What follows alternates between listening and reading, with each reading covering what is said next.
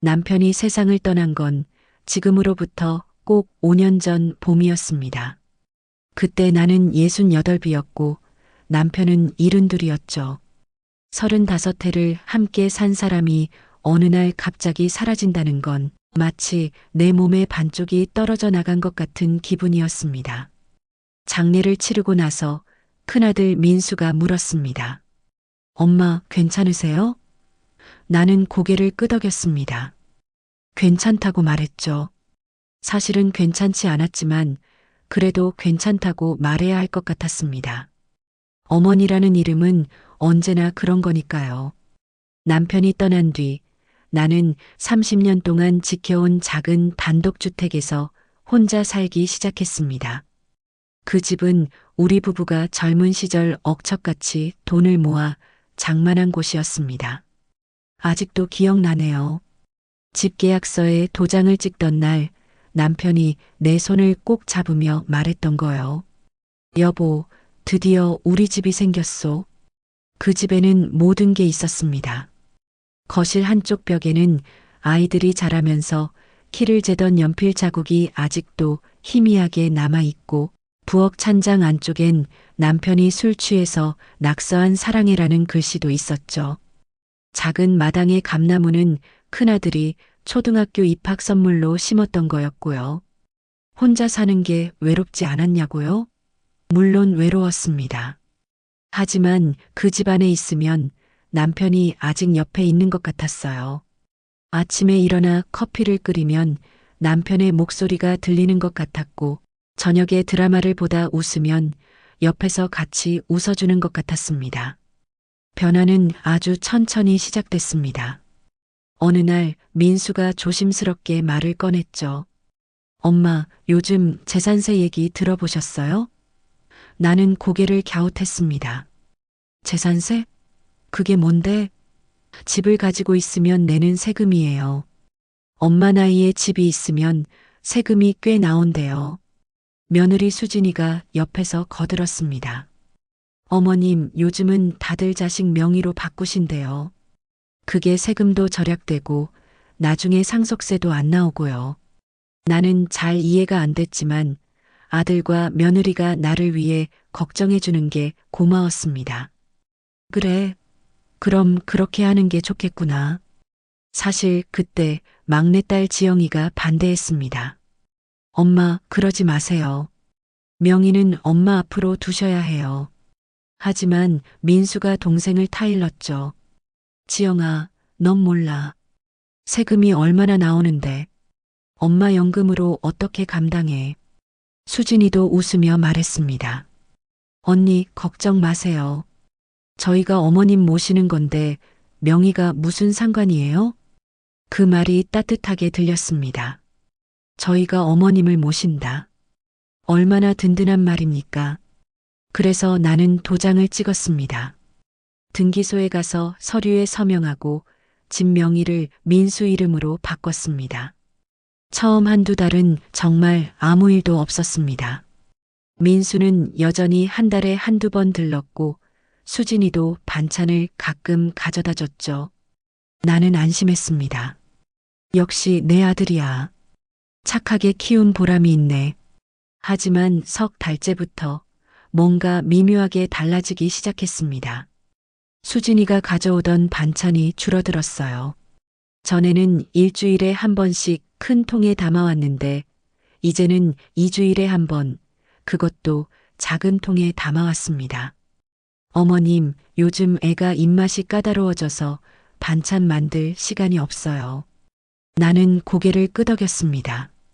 그래, 애 키우는 게 어디 쉬운 일이냐? 괜찮다. 어느 날 수진이가 집에 들렀습니다. 냉장고를 열어보더니 말했어요. 어머님, 여기 김치통 좀 가져가도 될까요? 저희 집 김치가 떨어졌거든요. 나는 웃으며 말했습니다. 그래, 가져가거라. 얼마든지. 그런데 수진이는 큰 통을 통째로 가져갔습니다. 내가 담가둔 김치 반 포기 분량이었죠. 그리고 어느 날 수진이가 묻더군요. 어머님, 이 집 거실이 너무 넓지 않으세요? 어머님 혼자 사시는데 이렇게 큰 집이 필요하세요? 나는 잠시 멈칫했습니다. 뭐, 넓긴 하지. 저희 아파트는 좁아서 애가 뛰어놀 공간이 없어요. 어머님, 작은 방 하나만 쓰시고 이 집 거실을 저희가 쓰면 안 될까요? 그 말에 가슴이 철렁했습니다. 하지만 거절하기가 어려웠어요. 집이 아들 명의니까요. 그래. 그럼 너희가 여기로 이사 오려고? 아니요. 저희는 평일엔 아파트에 있고 주말에만 여기 올게요. 애 놀이방으로 쓰려고요. 그 다음 주말 민수네 가족이 짐을 가지고 왔습니다. 아이 장난감, 작은 책장, 그리고 큰 TV까지. 내 거실에 그들의 물건이 채워지기 시작했어요. 나는 작은 방으로 밀려났습니다. 예전에 다용도실로 쓰던 작은 방이었죠. 어머님, 이 방이 더 아늑하잖아요. 혼자 계시기 딱 좋아요. 수진이가 웃으며 말했습니다. 그 미소가 예전 같지 않았습니다. 뭔가 차갑고 계산된 느낌이 들었어요. 주말마다 민수네 가족이 왔습니다. 거실은 온통 아이 장난감으로 어질러졌고 TV에서는 시끄러운 만화 소리가 하루 종일 울렸어요. 나는 작은 방에 들어앉아 있었습니다. 내 집인데 손님처럼 조용히 있어야 했죠. 어느 날 내가 거실로 나가 TV 소리를 좀 줄여달라고 했습니다. 손자가 보고 있었거든요. 재민아, 소리 좀 줄여줄래? 할머니 귀가 아파서. 그때 수진이가 부엌에서 나오며 말했어요. 어머님, 애가 보는 건데 그냥 놔두세요. 어머님 방에 계시면 안 들리잖아요. 나는 아무 말도 못했습니다. 그냥 고개를 끄덕이고 방으로 들어갔죠. 그날 밤 나는 베개에 얼굴을 묻고 조용히 울었습니다. 남편이 그리웠어요. 남편이 살아있었다면 이런 일이 일어나지 않았을 텐데. 시간이 지날수록 상황은 더 나빠졌습니다. 수진이는 이제 주중에도 가끔 들렀어요. 그리고 집 안 이곳저곳을 살피며 말했습니다.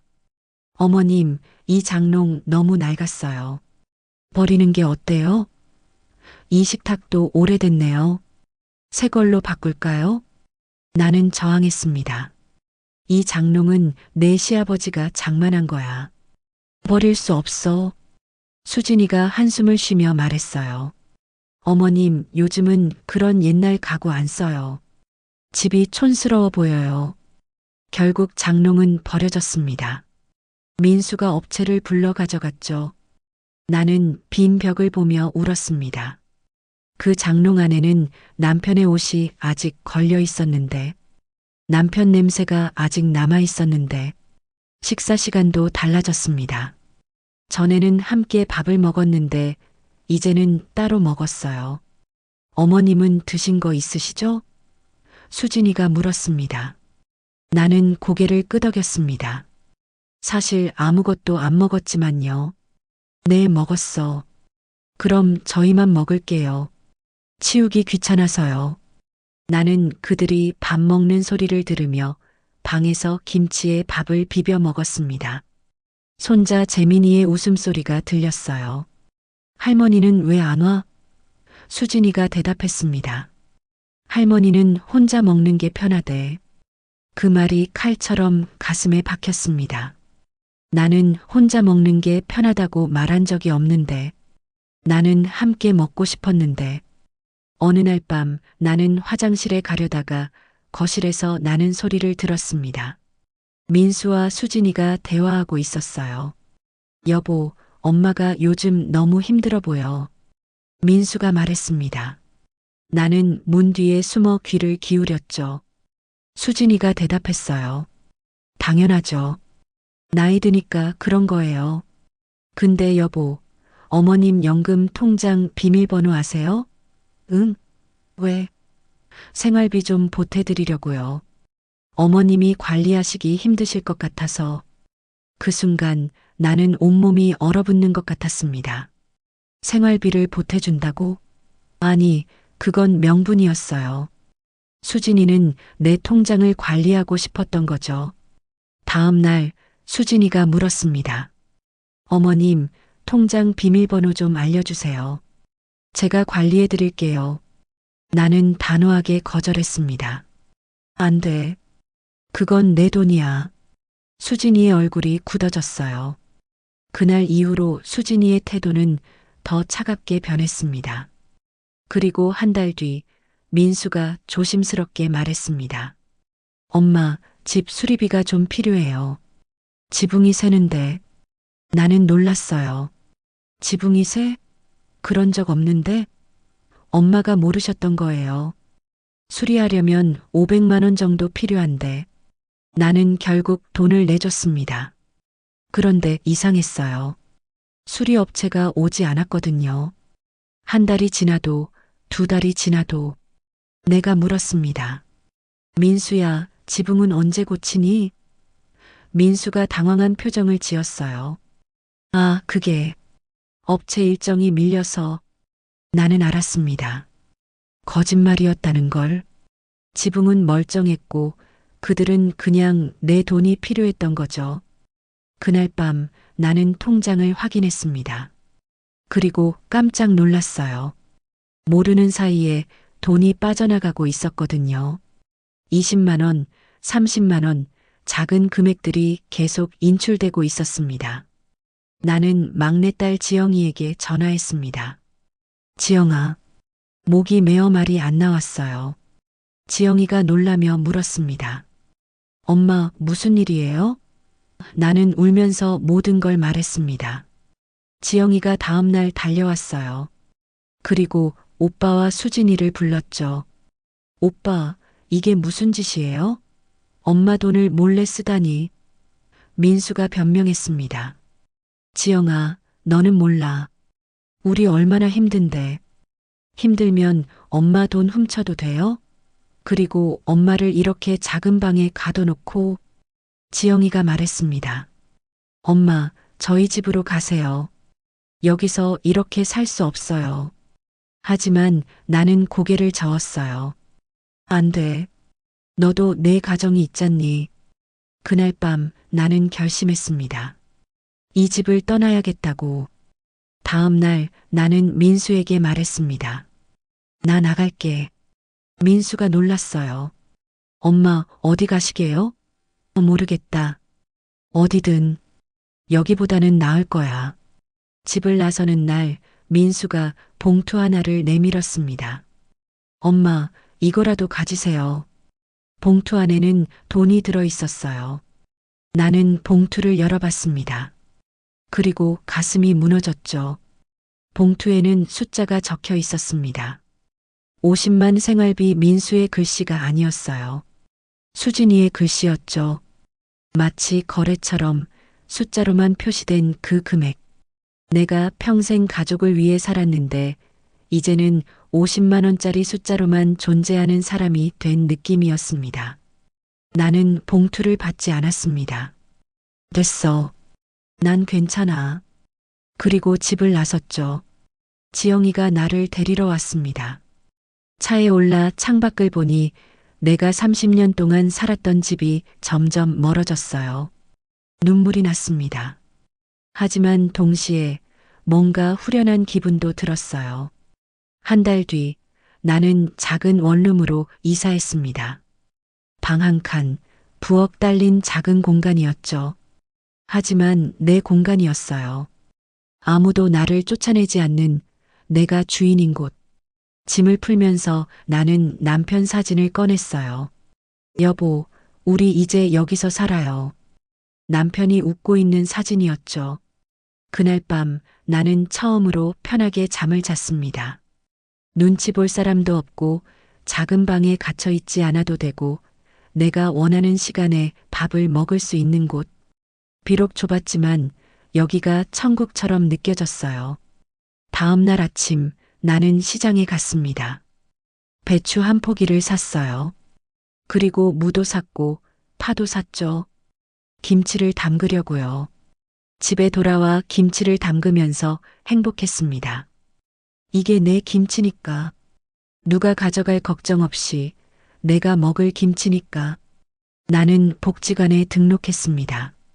노래교실에서 새 친구를 만났어요. 박 여사라는 분이었죠. 저도 혼자 살아요. 우리는 금방 친해졌습니다. 박 여사가 말했어요.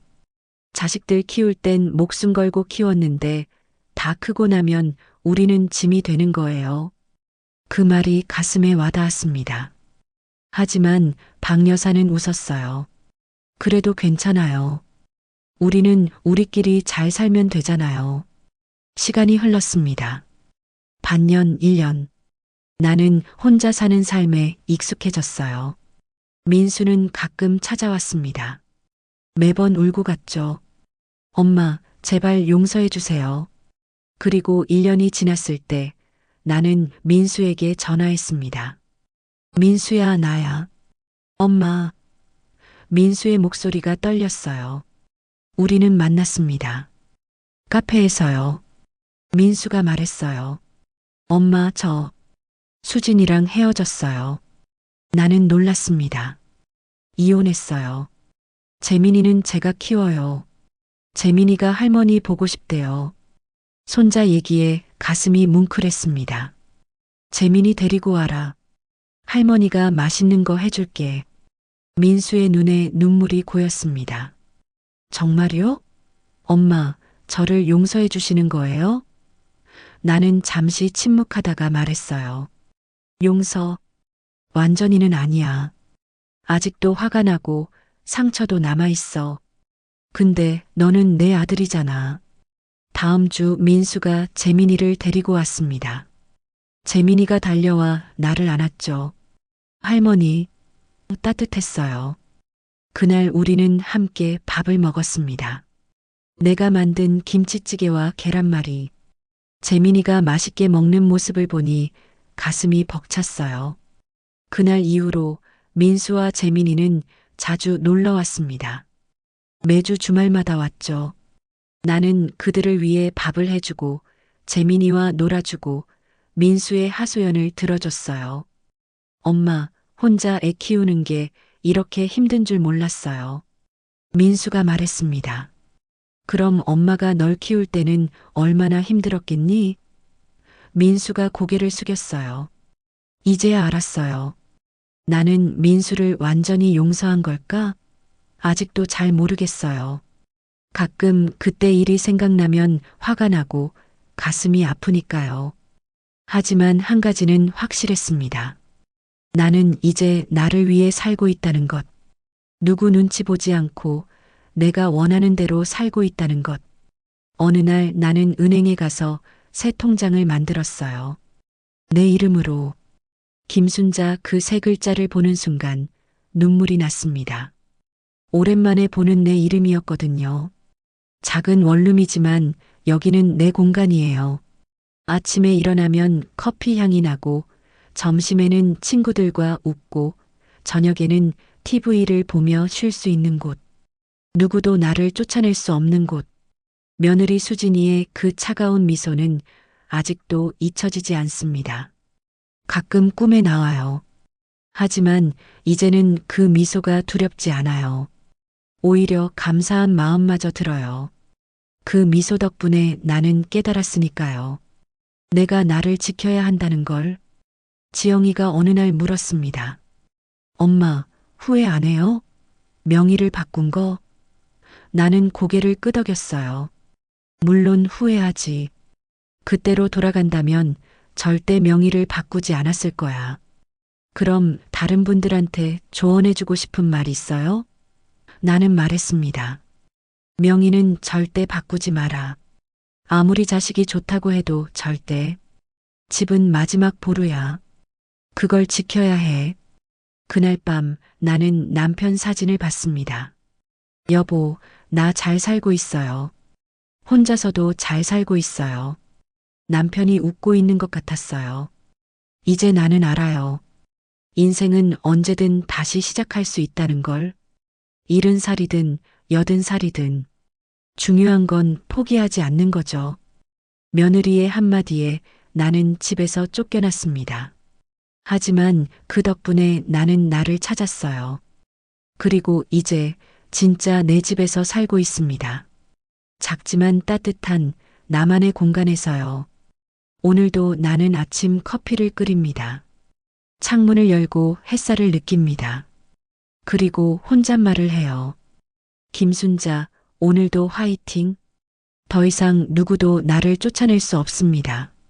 여기는 내 집이니까요. 진짜 내 집.